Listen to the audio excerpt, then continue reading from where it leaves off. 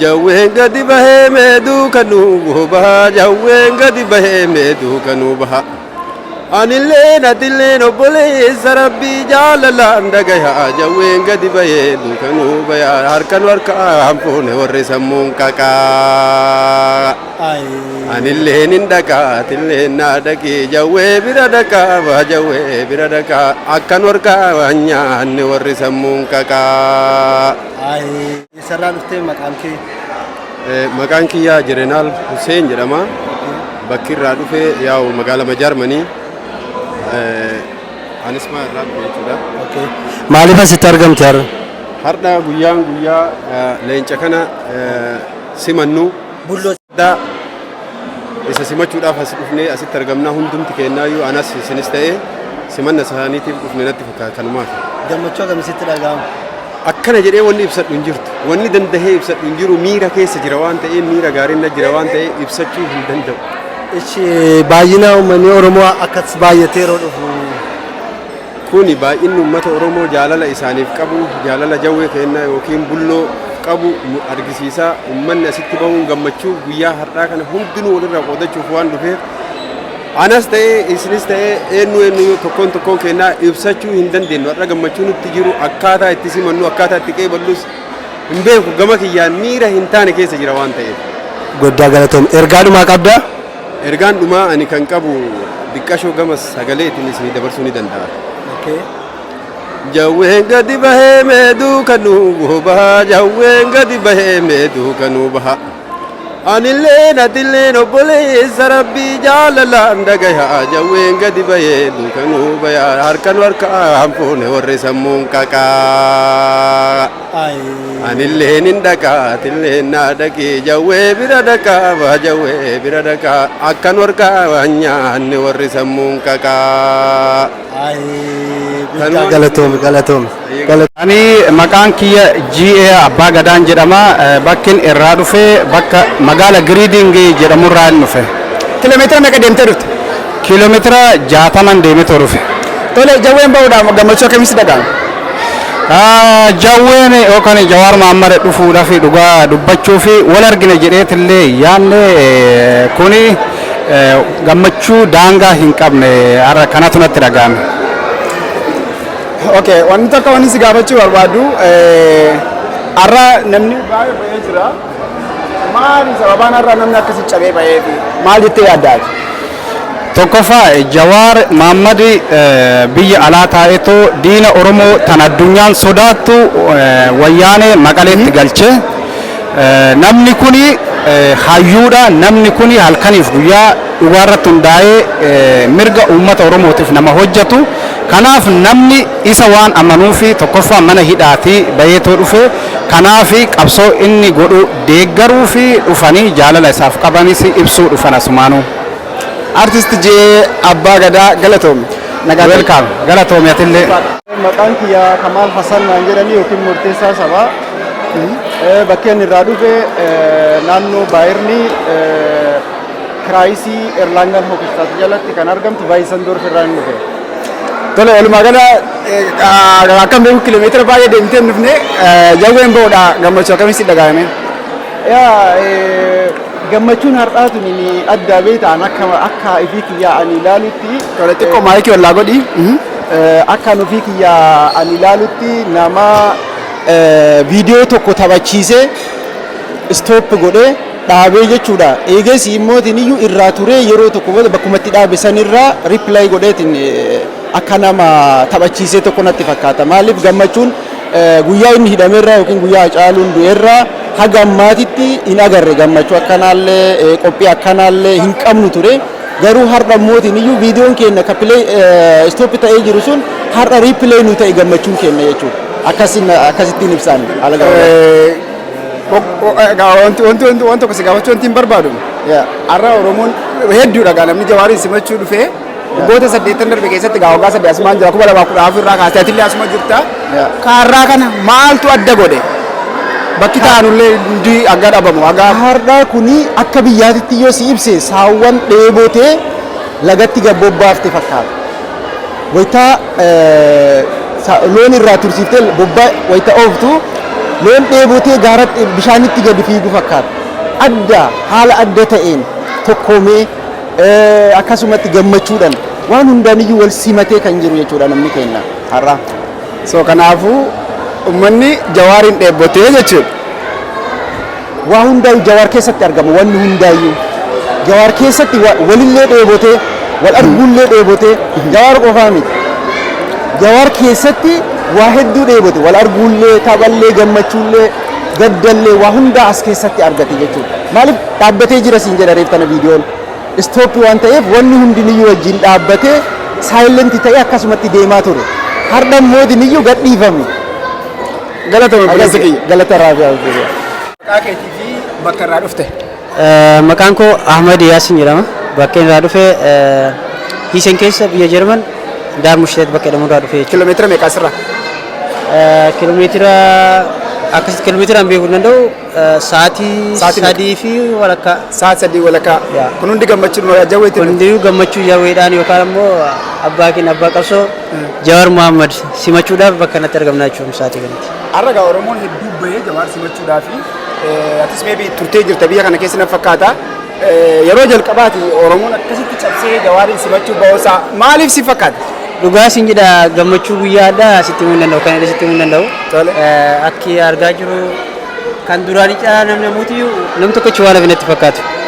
Manatti iyyuu. Atis gammaddeetti? Baay'ee itti gammadee jira. Kan uummata kanas argee gammachuu abbaa keenyaa yookaan immoo abbaa qabsoo keenyaa waggaa lamaaf mariidhaa kan ture. Isaan kana simachuudhaaf bakka kanatti argamaa hundi isaatiyyuu gammachuu uummata waliin qabu ibsachuudhaaf simbiratti argama jechuudha. Galatooma obboleessa kiyya. Maqaan kiyya Miftaa Abdulqaadirin jedhama. Kanan dhufe kaasitii mire. Kiraayis Nuushaat and Aayish Baadbindisaan jedhama achirraa kan dhufeeniin. Kiiloomeetira 65. Jawween bahutti gammachuu guddaa kana dhagaamaan. Yaada waan dabarsuu qabu gammachuu guddaatu nutti dhagaama guyyaa irraa walii gallee wal kabajnee osoo maqaa waliin xureessin konsertii keenya seeraan kabajannee akka gallu abdii guddaa qaba. Assalaamu alaikum. Maqaan keessan eenyu isin jedhu? Ani maqaan koo Gaaddisaan jedhama. Kanaan dhufe Shtuutgaartiiti. Maaliif dhuftani naannoo as? Jawaar ilaaluu bulloo ilaaluun dhufe. Agam isinitti tole Oromoo yeroo asitti ilaaltani namoota kan akkamaa isin fakkaata? Ani garuu naannoo kana namni hamma baay'ee jira jedhee yaadeen beeku ture dhugaa dubbachuuf.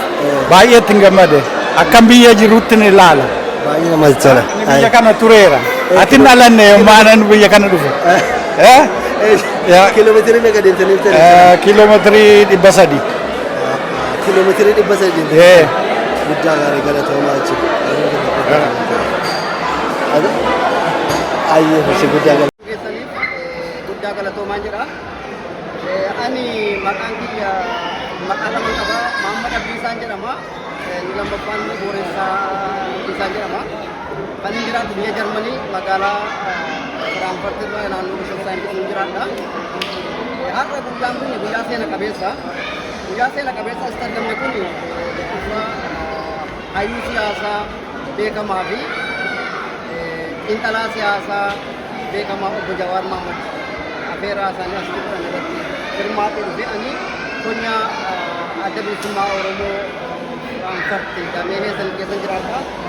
Dhugaa dubbachuudhaaf akka obbo Jawaar Muhammad rakkina isaan mudate keessa darbanii hiraarfama mana hidhaa isaan mudate keessa darbanii har'a sadarkaa kana ga'anii uummata kana fuulduratti argamanii ibsa kennuu isaanii gammachuu guddaa natti dhaga'ama. Anis baay'ee gammadee jira.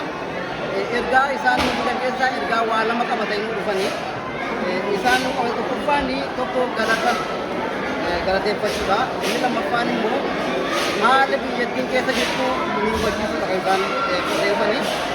Galata jechuun kan isaan galateeffatanii dhugaatti uummata biyya Jarman jiru kana harree qeerroo ta'ee uummata biyya Jarman kana yeroo isaan gidiraa hidhaa keessa galanii sagalee ta'uudhaan bokkaa aduun jedhee karaa biyya faranjii deemu illee cufanii akka makiinaan isaa hin dabarre yookaan immoo akka namni hin dabarre jedhanii iyyaa turanii sagalee ta'aa turanii biyya jiru.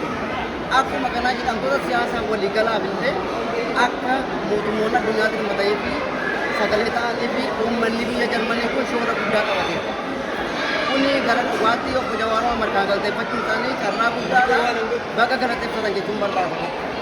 Inni lammaffaan haala biyya keessa jirudha.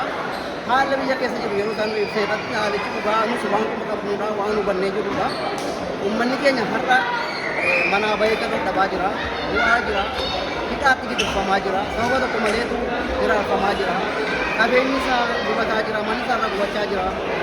Kun immoo sababa mootummaan harka impaayera Itoophiyaa kana keessa jiru kuni irratti gidiraa uummata keenya nagaa diduudhaan uummata keenya biqilchee uummata keenya fuudhamu guddaa gahaa jiru. Haa ta'uuti dhugaatti har'a obbo Jawaaroo rakkina kana hubatee fidanii uummata keenyatti mucaan maatiin nuusun immoo carraa guddaa nu uume jechuudha. Kana keessa haalli isaan jedhaa jiranii biyya kana keessatti haalli anjaan yookaan nagaan hin buutaanaan biyyi kun gara hamaatti seenaa jiru. Biyyi kun yeroo gara hamaatti seentu kana dinagdee biyyattiitu badaa jira. Uummata biyyichaatti dhumaa jira. Kanaaf biyyi kun akkasumaan gara nagaatti deemuu qabdi jedhamudha. Haa ta'uudha biyya sana keessatti har'a lolli guddaan ta'aa jiru. Lola TPLF godhee yookaan immoo wayyaaneen godhee har'a biyya isaa dhuunfatee inni biyya isaa dhuunfateera keessaa galeera. Haala dippiloomaasiitiin karaa banachuurraa kanadha. Inni guddaan har'a biyya Oromiyaa keessatti mul'amaa jiru waraana bilisummaa Oromooti. Waraanni bilisummaa Oromoo kanaan dura addi bilisummaa Oromoo karaa nagaadhaan eega biyyatti galee booda biyyatti galee karaa nagaa eeggachuudhaan karaa nagaan fuutamuu danda'anii uummata kana yookaan hoggantoota dhaaba kanaa fuudhanii hidhaatti galii akka addi bilisummaa Oromoo karaa nagaan yookaan immoo qabsaa'ee biyya kanaa fi haala qabu yookaan immoo sagantaa siyaasaa qabuun ibsan jedhamaa ture jechuudha.